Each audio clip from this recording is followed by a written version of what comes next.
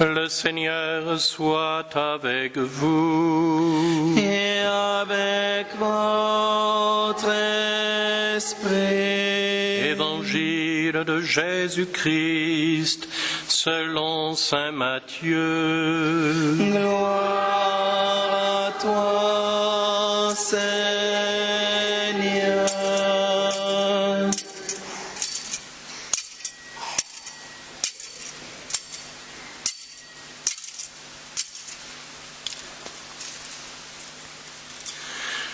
Jacob engendra Joseph, l'époux de Marie, de laquelle fut engendré Jésus que l'on appelle le Christ. Voici quelle fut l'origine de Jésus-Christ. Marie, la mère de Jésus, avait été accordée en mariage à Joseph. Or, avant qu'ils aient habité ensemble, elle fut enceinte par l'action de l'Esprit Saint. Joseph, son époux, qui était un homme juste, ne voulait pas la dénoncer publiquement. Il décida de la répudier en secret. Il avait formé ce projet lorsque l'ange du Seigneur lui apparut dans songe et lui dit: Joseph, fils de David, ne crains pas de prendre chez toi Marie, ton épouse. L'enfant qui est engendré en elle vient de l'Esprit Saint.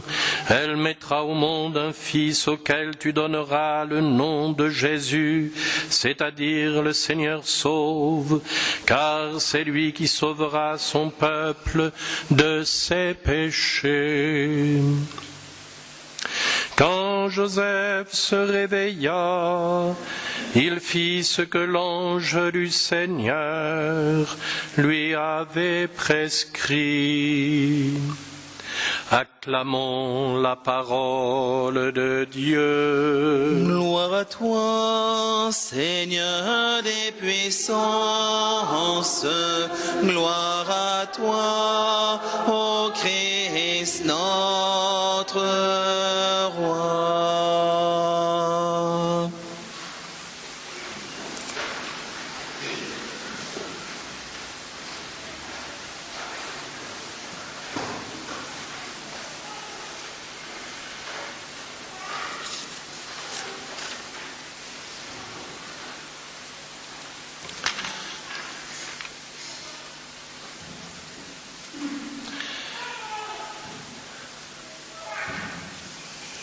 Je dirais que dans ces textes de la parole de Dieu, en cette fête de Saint Joseph, nous avons des points très forts qui peuvent nous parler davantage aujourd'hui. Ils parlent depuis toujours, mais dans les circonstances de ce que nous vivons, je pense particulièrement par rapport à l'homme, l'être masculin, et au père, à la paternité.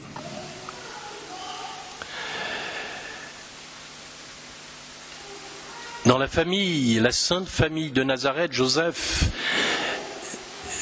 est l'homme caché, non pas l'homme de l'ombre, mais l'homme caché, l'homme humble, qui disparaît certes devant celui qui l'adopte, son fils, et qui même, historiquement d'ailleurs, dans le culte qui lui est rendu par l'Église, vient bien après la très sainte Vierge Marie. C'est, pourrait-on dire, tardivement dans l'Église que le culte de Saint Joseph a pris autant d'ampleur. C'est peut-être pas pour rien d'ailleurs. Pour qu'au XXe siècle, par exemple, le plus grand sanctuaire à Saint-Joseph, à Montréal, ait été édifié en son honneur et connaisse d'ailleurs une telle renommée dans le monde. Pourquoi cela ? Les textes de l'Écriture sont très clairs. Nous avons l'impression que c'est l'homme qui choisit sa femme. Eh bien, ici, c'est Dieu qui présente Marie à Joseph. Ne crains pas. Vous voyez, l'homme est plus fragile que la femme dans la fondation d'un foyer, d'une famille. Ne crains pas, n'aie pas peur de prendre Marie chez toi. Alors, juste une petite remarque, on trouve cette expression « chez toi » à 2 reprises dans les Saintes Écritures du Nouveau Testament et en particulier dans les Évangiles, ici, dans cet évangile de Matthieu et dans l'évangile de Jean au pied de la croix, lorsque Jésus donne Marie à Jean, le disciple bien-aimé. À partir de cette heure-là, il l'a pris chez lui. Le terme grec que saint Augustin stigmatisera, sur lequel il porte toute son attention, et à propos duquel il nous dit, lui il le dit à propos de saint Jean, mais on peut dire la même chose à propos de saint Joseph, lorsqu'il prit chez lui son épouse, c'est-à-dire qu'il la prend comme le don de Dieu, le don le plus excellent que Dieu lui fait. Nous entendions hier soir dans les vigiles ce texte de saint Bernardin de Sienne qui nous disait que lorsque Dieu choisit quelqu'un, il lui donne toutes les capacités de la grâce, tous les charismes et les dons nécessaires à l'accomplissement de la mission qui va lui être confiée.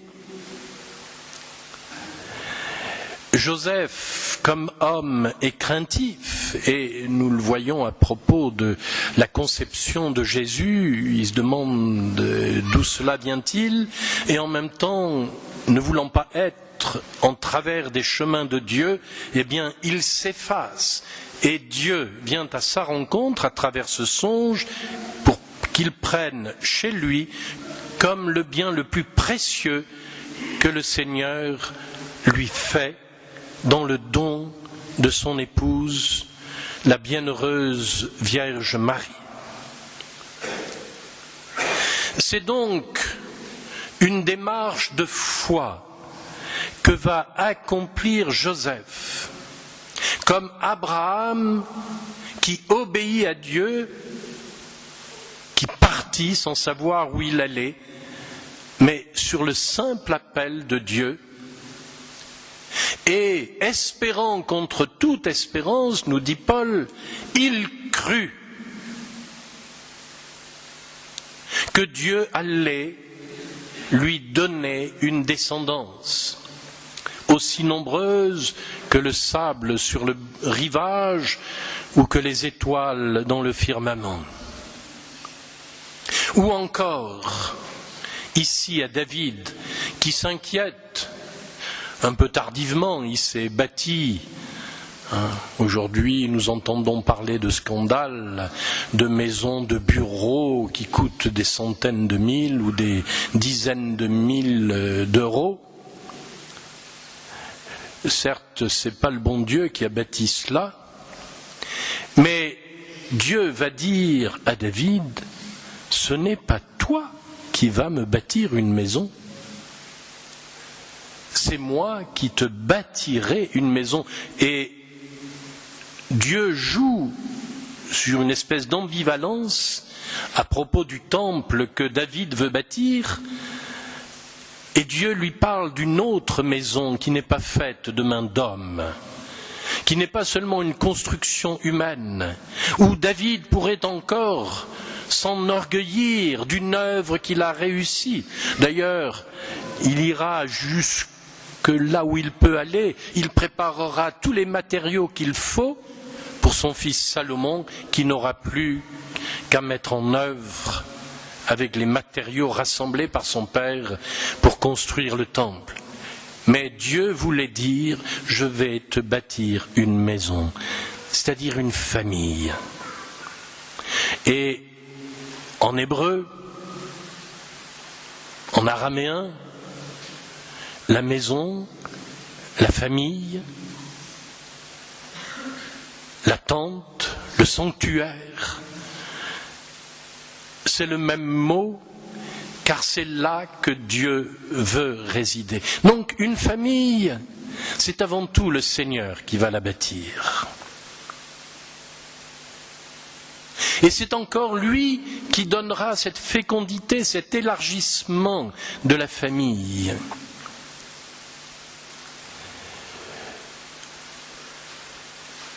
Aujourd'hui, moins que par le passé, avoir une nombreuse famille était un signe de bénédiction et les chrétiens s'employaient en général justement à avoir de grandes familles, car il s'agissait justement, et avec une bonne intention, de donner des enfants à l'Église, d'agrandir le peuple de Dieu. Et cette notion existe toujours. Excusez-moi cette vulgarité qui a été employée, mais c'est par le ventre de nos femmes que nous peuplerons l'Europe, disait un certain Kadhafi. Eh bien, ce n'est pas seulement cela, ce n'est pas seulement une fécondité humaine, c'est que Dieu donne au couple chrétien. Comme il est dit à propos de Saint Joseph, c'est lui qui va donner Marie à Joseph et qui va lui donner par Marie son fils. Il y a une fécondité qui n'appartient pas à des calculs humains. Abraham de Sarah n'a eu qu'un seul fils. Joseph n'aura qu'un seul fils adoptif, mais à travers lequel l'humanité, tous les hommes seront sauvés. Fallait-il qu'il y ait tant d'enfants pour sauver l'humanité, ou fallait-il que s'accomplisse le plan, la volonté de Dieu? Et nous voyons que finalement, la docilité de Saint Joseph au Saint-Esprit pour accomplir la volonté de Dieu, c'est cet abandon de foi, de confiance. Faire la volonté du Père, d'une manière humble, pauvre et cachée, mais en toute chose, et dans une espérance invincible. Qui plus est, l'ange lui dit, l'enfant qui est engendré en elle vient de l'Esprit Saint. Elle mettra au monde un fils. Et les anges sont experts en échographie. Aujourd'hui, on veut non seulement savoir qui sera l'enfant, garçon ou fille, il y a des parents qui encore osent la surprise. Mais non seulement cela, c'est que finalement on veut programmer l'enfant, le faire selon notre désir, notre volonté. Et s'il ne nous convient pas, eh bien on le rejette. Et l'ange lui dit, tu auras à travers Marie un fils. Et c'est toi, comme dans la tradition juive, qui va le nommer. Tu lui donneras le nom de Yeshua, le salut. Dieu sauve son peuple et il le sauve de ses péchés. Quelle grande mission est celle de Saint Joseph. Elle n'a pas fait la une des journaux. Il reste encore cet homme caché, et tant mieux, mais qui prendra certainement dans le temps de l'Église qui vient une place très grande, tout au moins dans nos cœurs, et particulièrement pour les hommes chrétiens, pour vous, les papas, mais aussi pour nous qui sommes plutôt pères spirituels, que nous puissions, à l'image de Saint Joseph, être des hommes de foi.